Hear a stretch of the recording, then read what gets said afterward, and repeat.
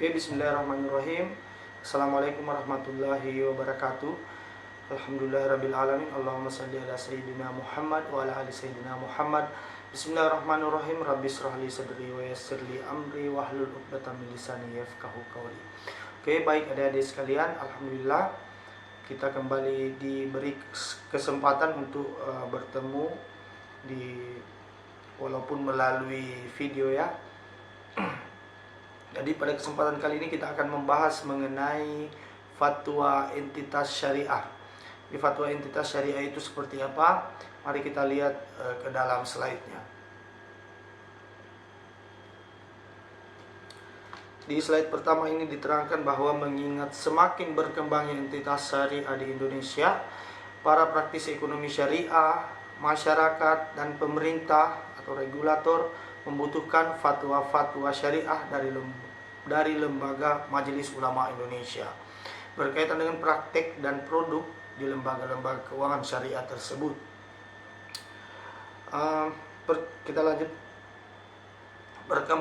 Perkembangan lembaga keuangan syariah yang sedemikian cepat harus diimbangi dengan fatwa-fatwa hukum syariah yang valid dan akurat, agar seluruh produknya memiliki landasan yang kuat secara syariah.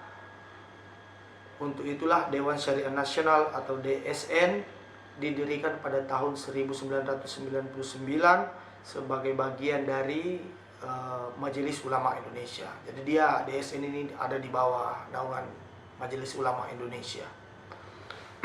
Nah, kita maju ke slide selanjutnya.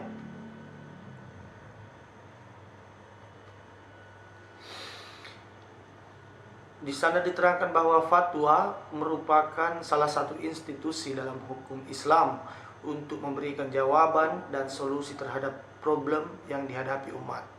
Jadi kehadiran fatwa itu diharapkan bisa memberikan jawaban atau solusi terhadap problem yang sementara dihadapi umat. Jadi kalau mau dibalik ini ceritanya, kalau umat dalam hal ini masyarakat Islam di Indonesia menghadapi problem atau masalah yang belum menemukan solusi dan jawaban, atau mungkin detailnya belum menemukan regulasi di dalam Al-Quran secara eksplisit, secara detail, kemudian dalam hadis juga tidak ada diterangkan secara detail, kemudian fatwa-fatwa sebelumnya juga tidak ada menjelaskan secara detail, kemudian diharapkan fatwa ini, kehadiran fatwa itu memberikan solusi atau jawaban atas problem yang dihadapi tersebut. Kita lanjut ya. Nah, keberadaan fatwa oleh umat Islam itu dipandang sebagai dijadikan acuan untuk dua hal. Pertama, dijadikan acuan untuk bersikap, kemudian dijadikan acuan untuk bertingkah laku. Jadi fatwa contoh baru-baru ini ya, bukan masih berlaku sekarang ya, bahwa baru-baru ini MUI mengeluarkan fatwa untuk tidak menyelenggarakan sholat berjamaah di masjid. Nah, sehingga umat Islam pada umumnya di Indonesia kemudian mengambil sikap untuk tidak menyelenggarakan sholat berjamaah di masjid, mengantisipasi penyebaran virus COVID-19 itu. Nah, jadi demikian contohnya. Nah, ada sebuah pepatah Arab menyebutkan bahwa al-fatwa fi haqqil ami kal adillah fi haqqil mujtahid. Jadi maksudnya posisi fatwa di kalangan masyarakat umum laksana dalil di kalangan para mujtahid. Oke, kita lanjut ya. Dari bangunan ekonomi Islam yang tengah ditata atau dikembangkan, sekaligus merupakan alat ukur bagi kemajuan ekonomi syariah di Indonesia. Ya, benar ya, bahwa dengan hadirnya fatwa-fatwa di Indonesia ini memang itu menjadi aspek yang fundamental dalam bangunan ekonomi Islam. Namun secara tidak langsung juga membuktikan dengan hadirnya fatwa-fatwa itu menerangkan bahwa perkembangan kemajuan ekonomi syariah di Indonesia itu sudah semakin maju, begitu. Nah, kita lihat selanjutnya, Fatwa ekonomi syariah yang telah hadir itu secara teknis menyuguhkan model pengembangan bahkan pembaruan fikih muamalah atau fikih ekonomi. Nah, fatwa secara fungsional dipetakan menjadi dua. Pertama itu tabyin, kemudian disebut. Yang kedua adalah taujih. Tabyin ini menjelaskan hukum yang merupakan regulasi praktis bagi lembaga keuangan. Jadi regulasi untuk lembaga keuangan begitu. Khususnya yang diminta praktisi ekonomi syariah ke Dewan Syariah Nasional. Jadi lembaga keuangan ini boleh meminta fatwa kepada Dewan Syariah Nasional yang berkaitan dengan jika ada problem yang dihadapi, namun ternyata secara detail belum ada dijelaskan secara detail dalam Al-Quran, juga dalam hadis, termasuk fatwa-fatwa sebelumnya. Itu boleh ya. Kemudian taujih ini yang kedua, yaitu untuk memberikan guidance atau petunjuk serta pencerahan kepada masyarakat luas tentang norma ekonomi syariah. Jadi disebarkan petunjuk, dipublikasikan ke masyarakat tentang norma ekonomi syariah, aturan-aturan ekonomi syariah. Begitu ya. Kita lanjut ke slide berikutnya. Fatwa ekonomi syariah Dewan Syariah Nasional saat ini tidak hanya mengikat bagi praktisi lembaga ekonomi syariah, tetapi juga bagi masyarakat Islam di Indonesia. Apalagi fatwa-fatwa ini telah dipositivisasi melalui Peraturan Bank Indonesia atau PBI. Bahkan DPR telah mengamandemen Undang-Undang Nomor 7 1989 tentang peradilan agama yang secara tegas memasukkan instrumen masalah ekonomi syariah sebagai wewenang peradilan agama. Ya, sangat jelas ya di situ ya. Nah, kita lanjut. Fatwa dalam definisi klasik bersifat opsional atau ikhtiariyah. Jadi fatwa yang sifatnya yang dimaknai sebagai fatwa-fatwa yang dulu atau yang ada sebelumnya, bersifat opsional atau memungkinkan orang memilih, ikhtiariyah, atau pilihan yang tidak mengikat secara legal, meskipun mengikat secara moral bagi mustafti atau pihak yang meminta fatwa tadi, seperti yang disebutkan di slide sebelumnya.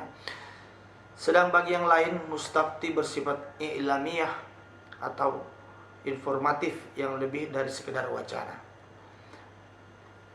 Mereka terbuka untuk mengambil fatwa yang sama atau meminta fatwa kepada mufti atau seorang ahli dalam aturan fikih yang tingkat pemahamannya sudah lebih tinggi, seperti mufti Arab, mufti Saudi Arabia, mungkin adik-adik pernah dengar ya. Jika ada lebih dari satu fatwa mengenai satu masalah yang sama, maka umat boleh memilih mana yang lebih memberikan qanaah atau kepuasan.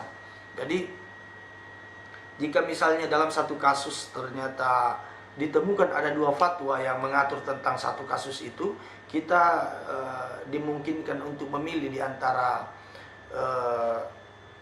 antara fatwa tersebut mana yang paling cocok menurut kita, yang itu yang kemudian diambil. Kita lanjut ya.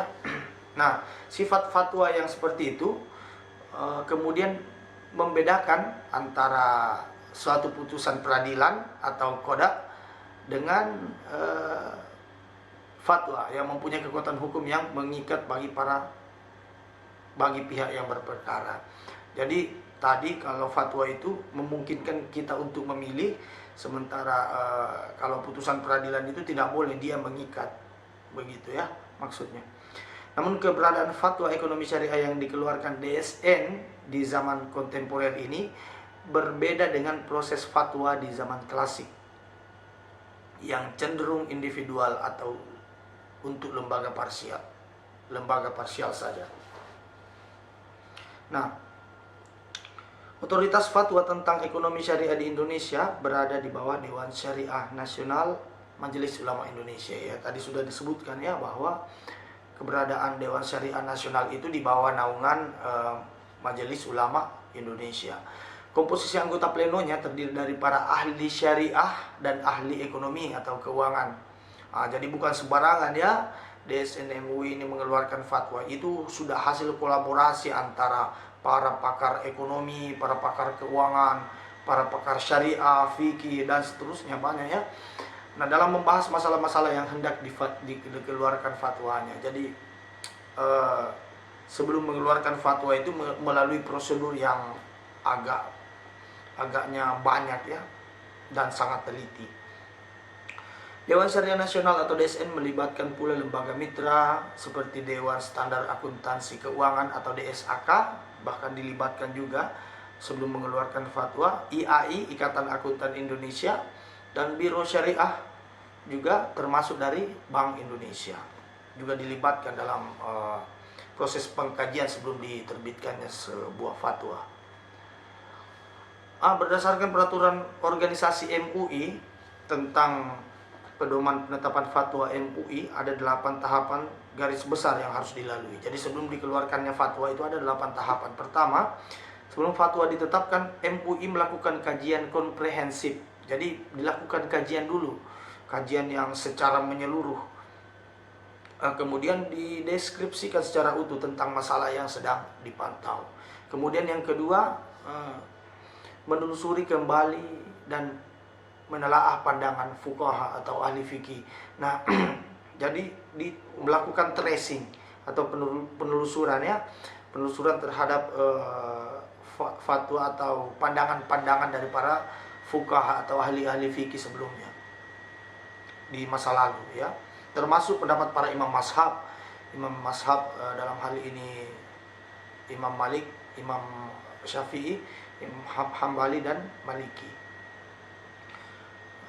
Kemudian yang ketiga, menugaskan anggota komisi fatwa atau ahli yang memiliki kompetensi di bidang masalah yang akan difatwakan, kemudian untuk membuat makalah atau analisis. Jadi dibuatkan lagi makalah untuk kemudian dilakukan analisis jika yang dibahas itu sangat penting. Kemudian kita maju ke tahap yang keempat, jika telah jelas hukum dan dalil-dalilnya, maka komisi fatwa akan menetapkan fatwa dengan menyampaikan hukum sebagaimana apa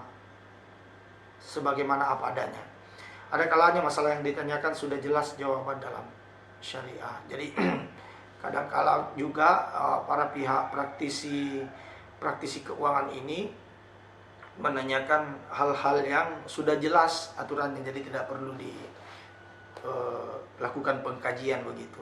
Sudah ada dalil-dalilnya, yang hanya kekurangan informasi saja mungkin ya.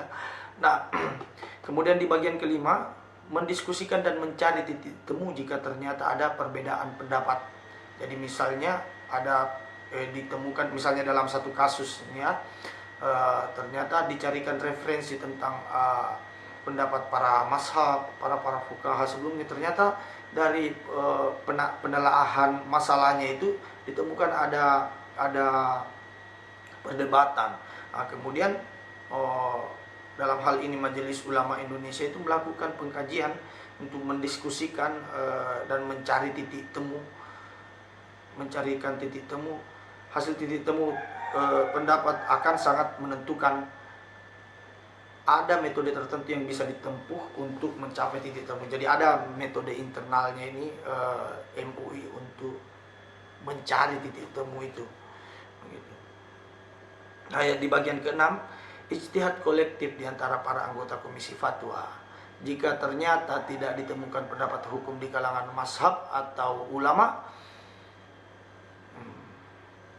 jadi begitu ya, saya ulang, ijtihad kolektif di bagian keenam ini, ijtihad kolektif di antara para anggota komisi fatwa jika ternyata tidak ditemukan pendapat hukum di kalangan mazhab atau ulama. Jadi kalau hukumnya dalam satu kasus itu tidak ditemukan dalam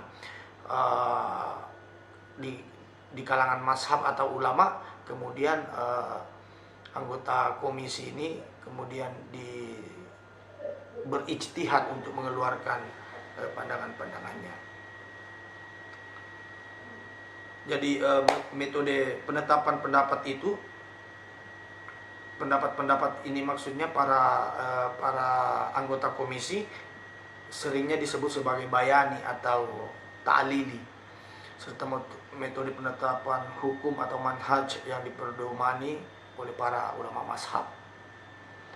Kemudian di bagian ketujuh, dalam hal terjadi perbedaan pandangan di antara anggota komisi fatwa dan tak tercapai titik temu, maka penetapan fatwa itu tetap dilakukan walaupun tidak terjadi titik temu, karena mungkin pihak yang lain ada pendapatnya dengan alasan-alasannya, kemudian pihak lain juga punya alasan-alasan dan pendapat yang berbeda dengan kelompok satu.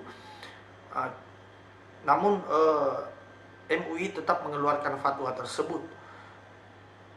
Cuma perbedaan pendapat itu juga dimuat, jadi alasan masing-masing, alasannya ini dimuat semua, kemudian diurai argumennya masing-masing, sertai penjelasan dalam hal pengalamannya sebaiknya berhati-hati dan sedapat mungkin keluar dari perbedaan pendapat, begitu, meminimalisir maksudnya ini. Jadi bagian ke-8, penetapan fatwa senantiasa memperhatikan otoritas pengaturan hukum oleh syariah serta mempertimbangkan kemaslahatan umum serta tujuan penetapan hukum atau maqasidal syariah. Saya kira itu jelas ya. Kita lanjut di slide berikutnya. Fatwa dengan definisi klasik mengalami pengembangan dan penguatan posisi dalam fatwa kontemporer yang melembaga dan kolektif di Indonesia. Jadi ya fatwa yang dikeluarkan MUI dan DSN MUI itu kategorinya berbeda. MUI itu mengeluarkan fatwa untuk masalah keagamaan dan kemasyarakatan secara umum. Jadi dia MUI itu fokusnya di situ. Kalau DSN MUI itu fokusnya masalah ekonomi syariah, khususnya lembaga ekonomi syariah. Jadi lebih luas jangkauannya MUI ini. Jadi dia secara menyeluruh. Begitu ya, silakan dilihat-lihat. Kemudian kita lanjut, kaidah dan prinsip fikih muamalah klasik yang ada tidak sepenuhnya relevan lagi diterapkan. Iya benar ya, bahwa prinsip fikih muamalah klasik itu tidak sepenuhnya lagi bisa tidak sepenuhnya relevan lagi untuk diterapkan. Karena bentuk dan pola transaksi yang berkembang di era modern ini sedemikian cepat, jadi benar berbeda bahwa pola transaksi atau pola perekonomian di zaman klasik atau zaman dahulu itu berbeda dengan zaman sekarang. Jadi sehingga di keterangan ini disebutkan bahwa tidak lagi sepenuhnya relevan untuk diterapkan. Oleh karena itu dalam konteks ini diterapkan dua kaidah. Kaidah pertama itu yaitu memelihara warisan intelektual klasik yang masih relevan dan membiarkan terus praktek yang telah ada di zaman modern. Begitu. Jadi hal-hal yang masih relevan di zaman klasik itu, yang sifatnya klasik itu tetap dilestarikan, kemudian membiarkan praktek-praktek yang telah ada di zaman modern. Selama tidak ada petunjuk yang mengharamkannya, tetap dibiarkan selama tidak ada yang mengharamkan. Kemudian yang kedua itu, pada dasarnya semua praktik muamalah itu boleh. Muamalah boleh ya, kecuali ada dalil yang melarang atau mengharamkan. Kita lanjut ke sini. Selain itu para ulama berpegang pada prinsip-prinsip utama muamalah. Prinsip utama muamalah ya, masih ingat? Oh, di semester berapa ini? Oh, di ekonomi syariah ada. Kalau perbankan mungkin ada fikih muamalah, itu ada ya di situ. Nah, pertama harus bebas dari riba, dari garar, kemudian tadlis atau tipu menipu, tidak maisir atau spekulatif, bebas produk haram tentu saja, akadnya fasid atau batil, tidak batil. Jadi ini maksudnya akad yang fair. Jadi sebuah akad itu dinyatakan fair ketika kedua belah pihak ini berdiskusi, kemudian merasa tidak ada yang saling dirugikan, kemudian dilahirkan sebuah kesepakatan, gitu maksudnya. Nah, prinsip-prinsip yang secara garis besar ini tidak boleh dilanggar karena telah menjadi aksioma dalam fikih muamalah, gitu ya. Jadi buat adik-adik sekalian yang pengen lihat sampel fatwa, silakan kunjungi URL ini. Ini merupakan blognya DSN MUI. Di situ ada banyak sekali, silakan di-download atau dibaca-baca ya. Nah, kita lanjutkan sedikit mengenai kaidah fikih. Kaidah fikih ini merupakan istilah yang digunakan ulama fikih untuk pengembangan cakupan suatu hukum. Jadi dikembangkan ruang lingkupnya sebuah hukum. Itu kaidah fikih. Ada beberapa definisi kaidah fikih yang dikemukakan oleh para ulama. Silakan dibaca ya, Tajuddin As-Subuki dan Sa'aduddin Mas'ud bin Umar At-Taftazani. Itu ada perbedaan di situ. Jadi letak perbedaannya itu di persoalannya, memandang persoalan secara parsial, begitu. Jadi ada yang menyebut kebanyakan dan ada yang menyebut sebagai menyeluruh persoalan-persoalan parsial maksudnya. Itu disebutkan, nanti silakan dibaca. Kemudian kita lanjut ke yang ketiga. Adapun definisi At-Taftazani tidak membatasi persoalan parsial yang dapat dicakup oleh kaidah fikih. Nah, ini letak perbedaannya. Maksudnya karena dia tidak membatasi. Sementara kalau As-Subuki tadi beliau itu menyebutnya sebagai kebanyakan persoalan parsial, begitu. Nah, kemudian nama lain dari kawaid fikih adalah al-asbahah wan nazair, yang artinya kemiripan dan kesejajaran, begitu. Nah, kaidah fikih ini merupakan ketentuan yang bisa dipakai untuk mengetahui hukum tentang kasus-kasus yang tidak ada aturannya secara pasti di dalam Al-Quran, begitu ya. Kemudian juga tidak ada dalam sunnah maupun ijma, sehingga lahirlah fikih baru, begitu. Jadi prosedur untuk mendapatkan fikih baru ini disebut dengan ilhaq, yaitu semacam proses kias yang mencontohkan, yang contohnya tidak didapatkan dari sumber wahyu, melainkan dari fikih yang sudah jadi, begitu. Pentingnya, kita lanjut ya, pentingnya kawaid fikih dan kegunaannya. Kaidah fikih memiliki arti penting dan posisi yang tinggi dalam hukum Islam. Di antara kegunaannya, mari kita lihat sama-sama. Pertama itu sebagai pedoman berbagai kasus hukum, mempermudah mengetahui hukum dari suatu kasus dan mudah mengingatnya. Kemudian yang kedua itu mengetahui kaidah fikih, menjadikan orang yang mengkajinya mengetahui rahasia syariah, konsep hukum dan sumber pengambilan berbagai permasalahan hukum. Kita lanjut ya. Yang ketiga, memahami kaidah fikih dapat menentukan pemahaman berbagai persoalan sekaligus dapat mendatangkan hukumnya. Kemudian yang keempat, mengembangkan penguasaan terhadap fikih, karena dengan kaidah fikih seorang akan mampu mengkiaskan atau melakukan ilhaq tadi, persoalan-persoalan dalam ruang lingkup tertentu. Kemudian yang kelima, mengkaji kasus hukum tertentu tanpa kaidah bisa menyebabkan kehilangan konsep. Jadi tidak boleh ya mengkaji sembarangan saja, tidak boleh, karena bisa jadi lari dari konsep dasarnya. Namun apabila mengkaji dengan kaidah akan bisa kaya akan konsep, begitu maksudnya.